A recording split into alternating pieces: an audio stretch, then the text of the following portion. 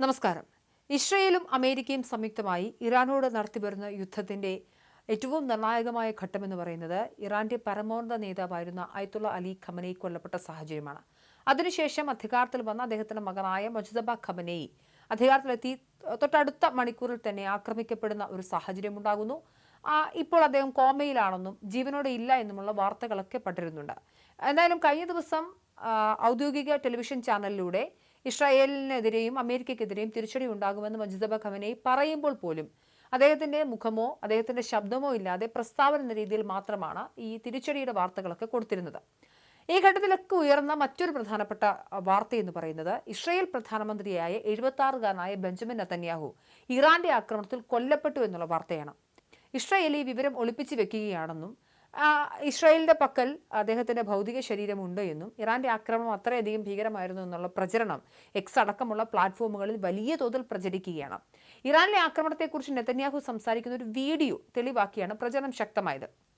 കഴിഞ്ഞ ദിവസം Benjamin Netanyahu അദ്ദേഹത്തിന്റെ ഔദ്യോഗിക എക്സ് അക്കൗണ്ടിൽ കൂടി ഒരു വീഡിയോ പുറത്തുവിട്ടിരുന്നു. അദ്ദേഹം ഇപ്പോൾ നടക്കുന്ന യുദ്ധത്തെക്കുറിച്ചാണ് സംസാരിച്ചത്. നെതന്യാഹു കൊല്ലപ്പെട്ടു, അല്ല അദ്ദേഹം രാജ്യം വിട്ടുമെന്നൊക്കെ സോഷ്യൽ മീഡിയയിൽ പ്രചരണമുണ്ടായിരുന്നു.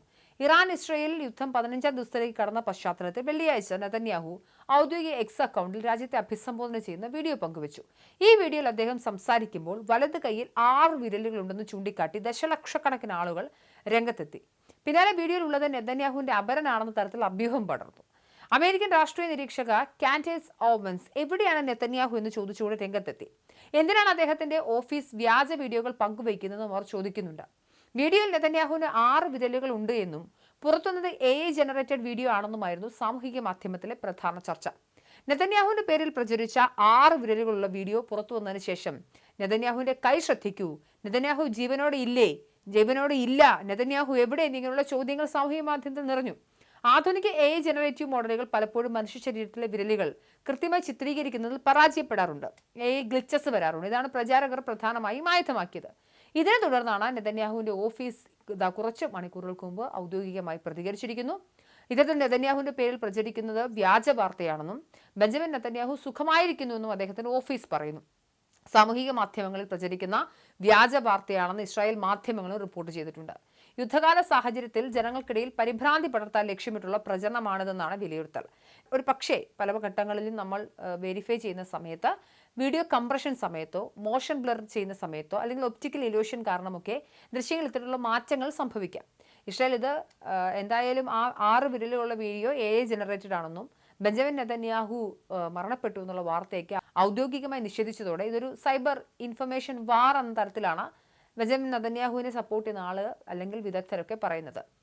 ഇനി ബെഞ്ചമിൻ നെതന്യാഹു മരിച്ചു എന്ന വിവരത്തിന് ആക്കം കൂട്ടുന്നതായിരുന്നു അദ്ദേഹത്തിന്റെ ഔദ്യോഗിക വിമാനമായ വിങ്സ് ഓഫ് സയൻ കഴിഞ്ഞ ദിവസം അപ്രതീക്ഷിതമായ ഒരു യാത്ര നടത്തിയത്. ഇസ്രായേലിലെ ബേഷിബയിലുള്ള നെവാറ്റിം സൈനിക താവളത്തിൽ നിന്നും വിമാനം പെട്ടെന്ന് പറന്നുയർന്നു.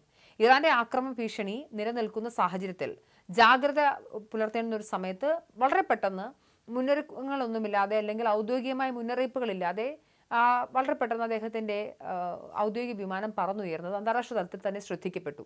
വിമാനം ടേക്ക് ഓഫ് ചെയ്തതോടെ സുരക്ഷാ കാരണങ്ങളാൽ പ്രധാനമന്ത്രി രാജ്യം വിടുകയാണെന്ന തരത്തിലുള്ള അഭ്യൂഹങ്ങളും സോഷ്യൽ മീഡിയയിലും മാധ്യമങ്ങളിലുമൊക്കെ അതിവേഗം പടർന്നു. വിമാനത്തിന്റെ യാത്രാപഥം നിരീക്ഷിച്ചപ്പോൾ അത് ഗ്രീക്ക് ദ്വീപായ ക്രെറ്റയുടെ തലസ്ഥാനമായ ഹെരാക്ലിയനിലേക്കാണ് പോയതെന്ന് മനസ്സിലാവുന്നു. എന്നാൽ അവിടെ തങ്ങാതെ വിമാനം പെട്ടെന്ന് ഇസ്രായേലിലേക്ക് തന്നെ തിരിച്ചെത്തുകയും ചെയ്തു.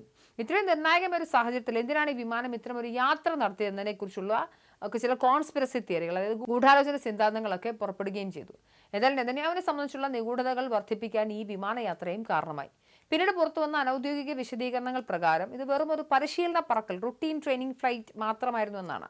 വിമാനത്തിന്റെ പ്രവർത്തനക്ഷമത ഉറപ്പുവരുത്തുന്നതിനും പൈലറ്റുമാരുടെ പരിശീലനത്തിനുമായി ഇത്തരം യാത്രകൾ പതിവാണെന്നും അധികൃതർ പറയുന്നുണ്ടെങ്കിലും യുദ്ധസമാനമായ അന്തരീക്ഷത്തിൽ നടന്ന ഈ ആകാശയാത്ര ഒരു വിഭാഗം ജനങ്ങളിൽ വലിയ സംശയങ്ങൾ ബാക്കിയാക്കിയിട്ടുണ്ട്. സൈനിക താവളങ്ങളിൽ നിന്നും US സൈനികരെ പിൻവലിക്കുന്നു എന്ന റിപ്പോർട്ടുകൾ കൂടി വന്നതോടെ ഈ വിമാനയാത്ര വെറുമൊരു പരിശീലനമായിരുന്നോ അതോ മുൻകൂട്ടി നിശ്ചയിച്ച സുരക്ഷാ തന്ത്രത്തിന്റെ ഭാഗമായിരുന്നോ എന്ന ചർച്ചകൾ ഇപ്പോൾ നടക്കുന്നുണ്ട്. എന്തായാലും ബെഞ്ചമിൻ നെതന്യാഹു മരണപ്പെട്ടിട്ടില്ല. അദ്ദേഹത്തിന്റെ വീഡിയോ കാണിച്ച് പ്രചരണം വേണ്ട.